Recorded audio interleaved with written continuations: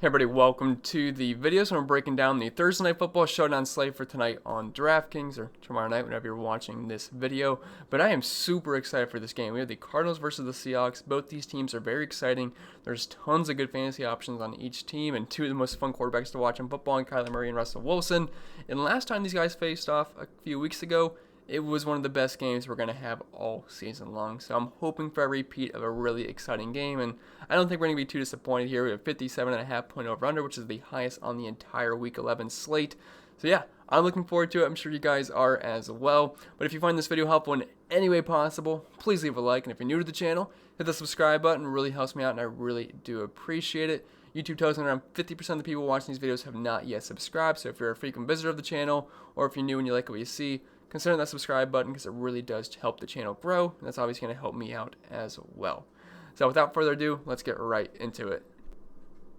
And as always, we'll start with the quarterback position, and we have two really fun ones here, and it's a nice upgrade going from Nick Foles to Kirk Cousins to Russell Wilson and Kyler Murray. I love using these quarterbacks on main slates, so I'm definitely going to be in on them in showdown slate formats because we're probably going to want to try to find a way to get both of these guys in. I know they are super expensive, like Kyler Murray's $13,000 and Russell Wilson's close to $12,000, but I'm going to try to find enough value to fit these guys in because both of these guys have 30, 40 plus point potential. We've seen Kyler Murray multiple times go over 40 fantasy points, and Russell Wilson, he's been having a great season. Besides last week, he only had like 12, 13 fantasy points, so obviously if he does that again, you won't be too excited paying $12,000 for him. But more than likely, I think Russell Wilson's going to have a pretty strong game here. But we'll start up top with the more expensive quarterback in Kyler Murray at $13,000.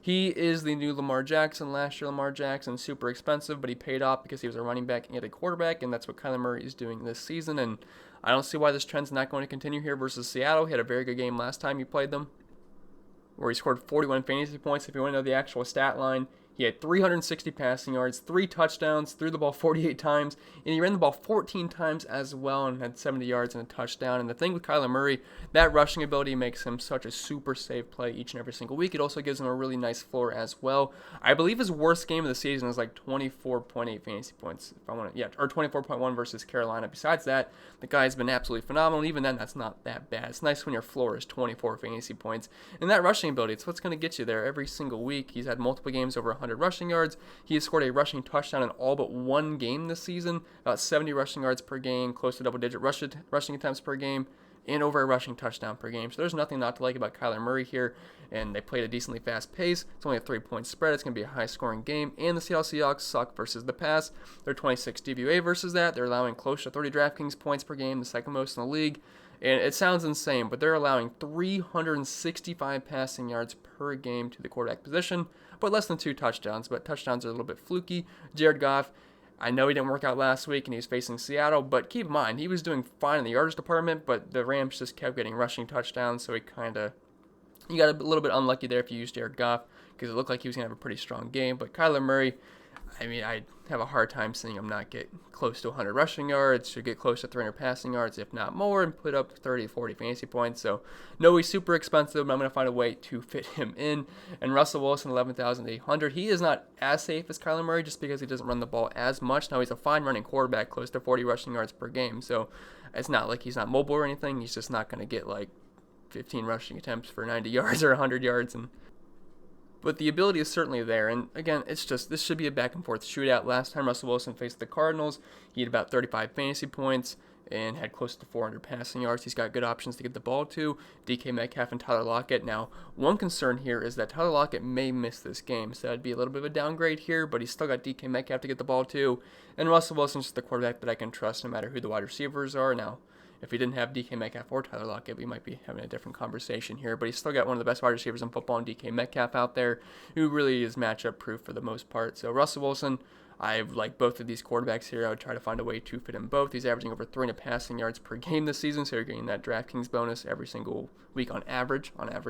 And the Cardinals, they're 13 DVOA versus the pass, which is not that bad, but they're also ranked 20th versus the quarterback position, but don't really care about the matchups too much here. I'm just all in for the shootout, and I want to find a way to get both of these quarterbacks in. Then we'll move on to the running back position, which I got to be honest, it's not as fun as the quarterback position or the wide receiver position, because that's probably where my priorities are going to be. I don't see this really being too much of a running game for the most part. But the running backs still have value here. Chris Carson, 8,400. He should be back this week, and if he is back, we should expect him to be 100% because I don't think they're going to put him out there unless he is 100% healthy. And Adam Schefter last Sunday, I believe they said he has an excellent chance of returning this week. It's still Wednesday morning, so we don't have any practice information, especially since Seattle is on the West Coast. It's only 8 a.m. there. So, I guess 8:30. You guys don't care about specifics anyway. But if he's good to go, he is going to be the main running back here, and really the other running backs won't have any value. Alex Collins got quite a few carries last week. Carlos Hyde, he's going to be healthy this week. Then you have DJ Dallas, Travis Homer. There's a bunch of running backs there, but Chris Carson would obviously be the RB1, and he definitely had value before getting injured. I mean, he was doing very well in the fantasy points department. He was getting plenty of volume, so I would say he's a good play, but at $8,400, if I'm spending up for both quarterbacks, I would kind of like to correlate my lineups a little bit better and get the pass-catching options with those guys instead of spending up for a running back. So while I do think Chris Carson is a fine play, the Cardinals, they're allowing 21.8 DraftKings points per game to running backs, which is actually the 11th fewest in the league, but close to 100 rushing yards per game. I think he's a fine play. He's going to be involved in the passing game, over 4 targets per game in the games that he's played this season. It's just, I kind of want to correlate my lineups a little bit better with the pass-catching options. So I can't see myself being too heavy on Chris Carson, but there's definitely some touchdown upside there, and the volume should be there as well. Kenyon Drake, 6,200. He actually went over 100 yards last week in his return, which is something I wish Chase Edmonds was able to do a couple of weeks ago when I played him. But we know he's going to get the volume. Now, the matchup versus Seattle, I'd like to attack Seattle through the air a little bit, but we did see the Rams get 3 rushing touchdowns last week, so they're definitely not unbeatable on the ground. They're 9th DVOA, which is pretty good, but they're actually 21st in the fantasy points department, allowing over 25 DraftKings points per game, a rushing touchdown per game, and they're kind of getting beat up through the air by running backs as well, so that'd be more in Chase Edmonds' department as he's the main pass-catching running back here, but Drake should get close to 20 touches on the ground. He's not one to be really involved in the passing game, just slightly less than 1.5 targets per game, so you're kind of just hoping for a big game on the ground from Kenyon Drake, and you're kind of hoping he gets into the end zone, because if he doesn't get into the end zone, you're probably not going to be too happy with playing Kenyon Drake, but the volume should be there, and this is a good offense, and I would expect plenty of scoring opportunities. Just going to have to hope for a touchdown there. Chase Edmonds, $5,600. He is the kind of change of pace back in this offense. And even with Kenyon Drake returning last week, he still had 8 carries, and I believe he had 3 to 4 targets, which we should probably expect close to, like, anywhere from 5 to 10 touches from Chase Edmonds, maybe even a little bit more. But the thing is, Seattle has really struggled versus pass-catching running back, so that's something that Chase Edmonds could take advantage of. I think he's a fine tournament play, and I guess he would be a somewhat decent correlation with Kyler Murray just because he is involved in the passing game and 12.9% target share in the season, but I don't really think he's that great of a play in this slate, but he is fine for tournaments. Carlos Hyde, Alex Collins, Travis Homer, DJ Dallas. If Chris Carson returns, these guys don't really have much value, so I wouldn't be super interested in any of them. If he happen to not return, although I'm expecting he is going to, they would have some value, but I'm under the assumption that Chris Carson will be returning in this game. Then after that, I really wouldn't have any interest in any of these running backs. So I think we can move on to the wide receiver position at this point, which there is definitely a lot of fun plays at the wide receiver position. That's why I'm kind of saying I feel like I want to prioritize the quarterback and the wide receivers on this slate instead of the running backs, just because it would correlate well with playing our quarterbacks, obviously, because if we're playing the quarterbacks, we don't want the running backs to steal the touchdowns. We want all those to go through the pass-catching options, so it just makes sense to pair the quarterbacks up with these guys. But up top, we have DeAndre Hopkins, 10,800. He was the man of the week last week, and overall, that slate sucked, and the game sucked. It just wasn't that entertaining of a slate, not even from a fantasy perspective, just as a fan. It wasn't that fun of a Week 10. Week 10 was not that fun, but that play probably saved the entire week because that's all anyone could talk about because it was the Hail Mary to win the game versus Buffalo. That was really, really awesome. The last minute of that game was really fun. We had Stephon Diggs get that touchdown to get Buffalo the lead, and then Arizona, Hail Mary to win the game. Almost had the buzzer. I think there was, a second left, but it was absolutely awesome. DeAndre Hopkins just proven why he is one of, if not the best wide receiver in football. But great matchup here versus Seattle, so I'm definitely going to have a lot of interest here. You can't really ask for a better matchup for DeAndre Hopkins, and he's matchup proof anyway, so even if the matchup wasn't good, I still have interest. But when you can give him the best matchup possible, yeah, he's going to be near the top of my radar. A little bit over 9 targets per game, close to 100 receiving yards, a 30% target share. He's obviously Kyler Murray's number 1 option. And the thing is, Seattle is literally dead last versus wide receivers, allowing 60.4 DraftKings points per game and close to 300 receiving yards per game just to wide receivers. So you can't ask for a better spot for DeAndre Hopkins, and I think he's going to have a really strong game here. And then moving down to Hopkins, we have another dominant wide receiver in DK Metcalf. Now, overall this season, he has been very good, but he has had 2 struggle games, and that was versus Jalen Ramsey last week and versus, in the same matchup, Patrick Peterson versus the Cardinals in Week 7. So maybe there's a little bit of concern there, but for the most part, the guy is matchup proof. I mean, there's some other factors I can go into that as well. You have to keep in mind versus Arizona, Tyler Lockett just went absolutely off, had like 55, 56 DraftKings points. That's not going to happen again. He had 20 targets in that game. And the thing is, which could change the entire slate, if Tyler Lockett happens to be out, that's going to spread a, 25% target share across the entire offense? Yeah, Tyler Lockett's at 24.69% this season. DK Metcalf's at 22%. So if you take Tyler Lockett out, because he has not practiced this week and he's dealing with a little bit of a mild knee sprain, which certainly means he could miss this game, that's going to just funnel a lot more targets to DK Metcalf. He would be the obvious focal point of the offense. Then guys like David Moore, Swain, Penny Hart, they'd all be involved as well. But DK Metcalf would definitely be a main benefactor here, and I would not be surprised if he had like 20 targets. So we're going to have to keep our eyes peeled for the news on Tyler Lockett, because that could definitely change things. But as of right now, I'd still say DK Metcalf would be the preferred option, just because I feel like he's got a bit more upside. And Tyler Lockett's, if he does play, he's going to be dealing with a little bit of an injury. So we'll see if he's limited at all, or maybe he's just not cutting his routes good enough to where he's going to get open. So that's TBT. But obviously, I would like DK Metcalf. But if I had to pick between him or DeAndre Hopkins, I'm going to side with Hopkins, even though he didn't have a huge game versus Seattle last time they played. But it's still DeAndre Hopkins, and he's just the main guy on that offense. But if Tyler Lockett is out, that makes me really like DK Metcalf for obvious reasons, just because you're taking a 25% target share out of the offense. Now, the matchup versus the Cardinals overall, they're ranked 26 versus wide receivers and allowing 43.1 DraftKings points per game. We know the Seahawks love to throw the football. Their defense gets them in situations where they really can't just milk the clock and run the ball. They have to just stay in games. They have to throw the ball to stay in games. So, yeah, both these guys would be pretty interesting. If Tyler Lockett is fully good to go, he gets a practice in, and he says his knee is not bothering him, at $9,400, I'll certainly have some interest there, just because Patrick Peterson, he's going to be on DK Metcalf. He's going to get the softer coverage. And last time these guys played, he did have one of the best games of all time. So I'm not saying he's going to do that again, but there's definitely upside there, and it's a good matchup. But really just kind of waiting on the Tyler Lockett news there. Christian Kirk, so we kind of get out of the stud wide receiver range. So we have DeAndre Hopkins, DK Metcalf, and Tyler Lockett as our tier 1 group for wide receivers.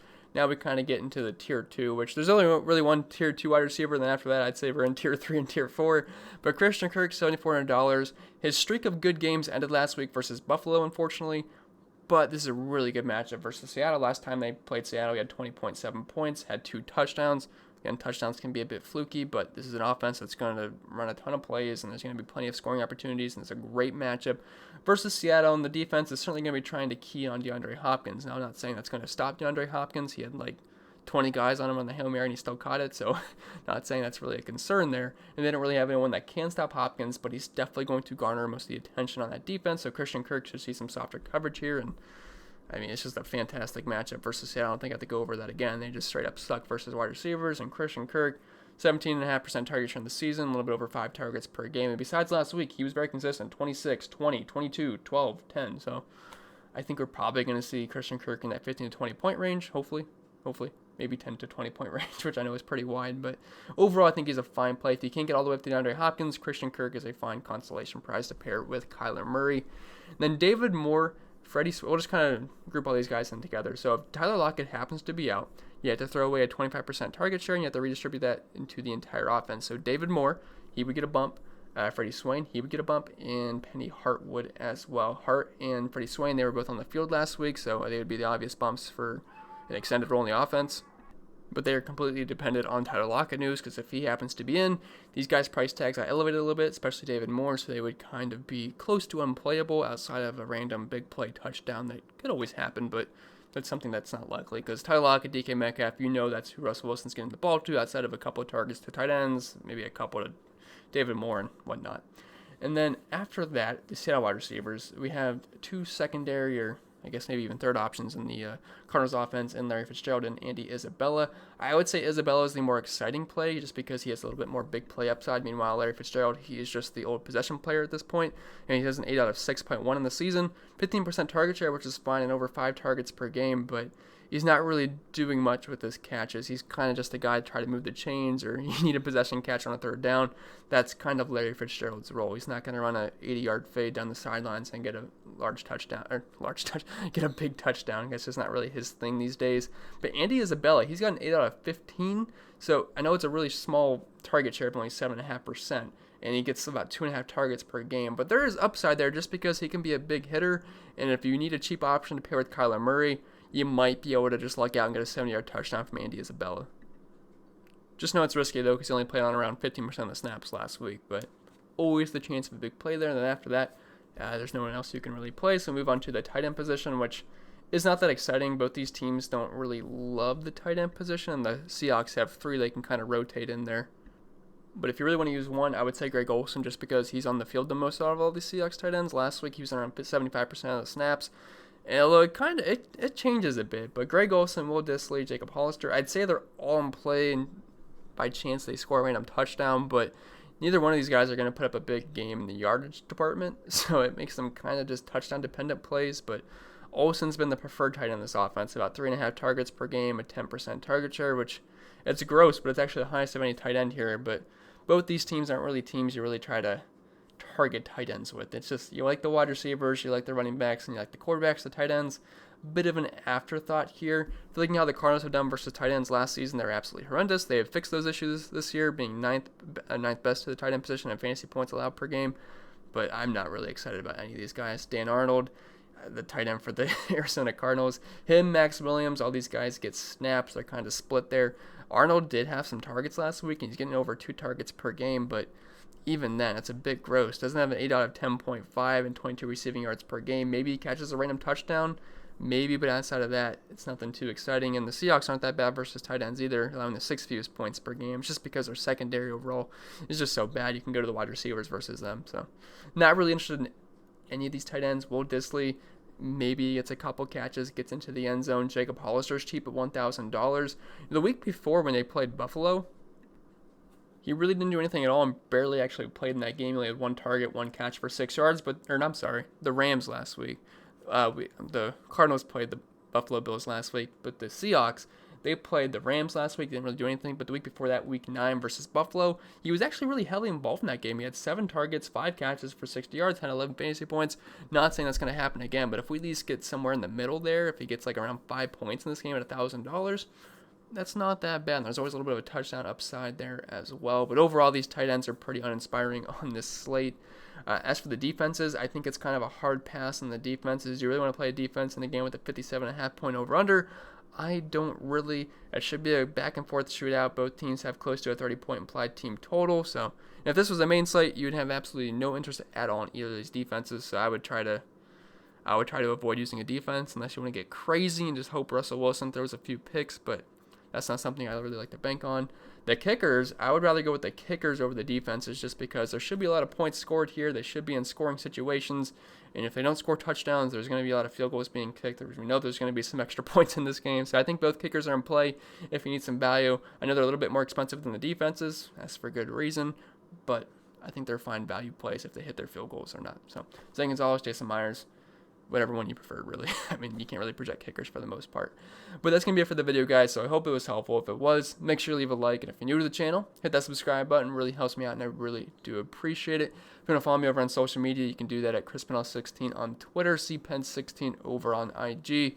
And if you want to help support the channel over on Patreon, it's always much appreciated. Links down below for that if you want access to this sheet so you can have it yourself and play around with it, whatever you want to do, instead of having it on the screen. I also have my main slate stuff there, the cheat sheet, the Discord chat, the projections.